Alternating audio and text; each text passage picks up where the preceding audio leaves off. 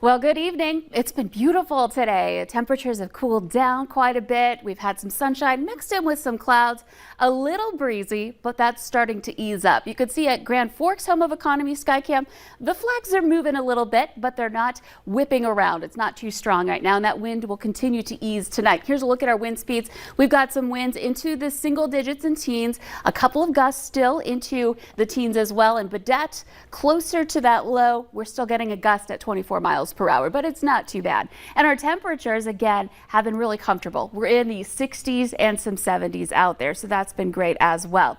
Let's take a look at just how much rain we've seen as I step over to the wall to take a closer look.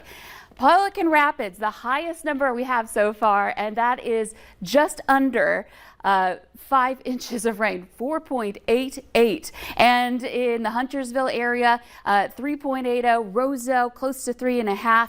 Wadena, we had 3.25. Thief River Falls just under 3 inches.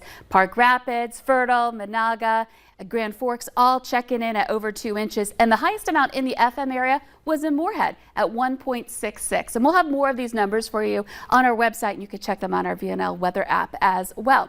So here's a look at our current conditions. You can see that things are pretty quiet. We've had some clouds, now that the sun is going down. Not quite seeing them as well, but they're still out there. And looking at conditions that are going to be pretty quiet for us into the nighttime hours tonight. So we want to check in on what's going on out east. Maybe you've heard about Henri. Well, that storm spinning and threatening parts of New England. Here's a look at that. Again, you can see that storm going to be making its way to the north. Here it is, in fact, a Category 1 hurricane moving north with maximum sustained winds right at 75 miles per hour.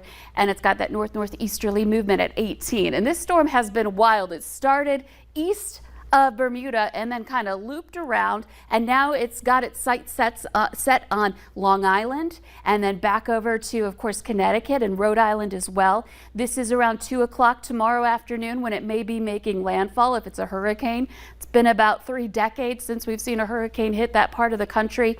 And then through the day, through Sunday and into Monday, it will slowly work its way through parts of New England and eventually kick out. So that's going to dump a lot of rain in that area. And we've got more rain chances coming our way too. Here's a look at our hour-by-hour planner through this evening. Should be a really pleasant night. I mentioned you might want to grab that jacket, especially if you're going to be out into the late evening hours. This is 10 o'clock. Some places already in the 50s at that point. And then overnight, clear, quiet, and conditions that are really great for turning off that air conditioner, opening up those windows and letting in that fresh, cool air. We're looking at temperatures back into the low 50s for a lot of places tomorrow morning. So Sunday starts off on a nice note. A little breezy, though. We start to see that wind pick up. And a quick look at your afternoon planner for tomorrow before we get into the hour-by-hour planner. We're looking at temperatures back into the 70s. You can see by 4 o'clock, we're already dealing with some thunderstorms in the west. So a quick look at your hour-by-hour planner. Here we go. This is 11 a.m. Sunday. Eventually, we see those storms move eastward in the afternoon and into the nighttime hours, perhaps a couple of rounds. And some of the stronger storms going to be in eastern North Dakota. And eventually into the late night hours, we'll watch those move off to the north and east into late Sunday night. All types of severe weather possible. And again, the rain potential with this looking like we could end up into the half an inch to maybe even an inch range for a couple of places. So we're going to take a closer look at what we're looking at for severe weather coming up for tomorrow and that 7-day planner too in just a couple of minutes.